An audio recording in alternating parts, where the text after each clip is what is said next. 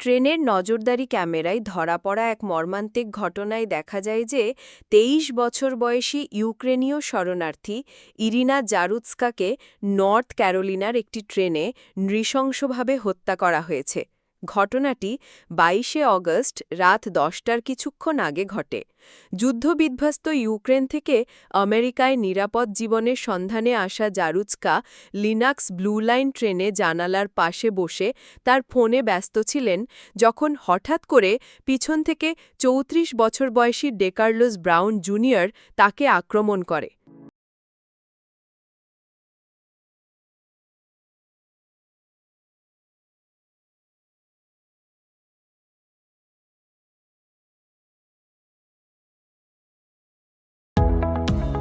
Brown একজন গৃহহীন এবং প্রাক্তন অপরাধী যার অতীত চুরি, অস্ত্রবহন এবং হুমকির অভিযোগে ভরা, একটি ফোল্ডিং ছুরি বের করে জারুৎস্কার ঘাড়ে ও গলায় বেশ কয়েকবার আঘাত করে।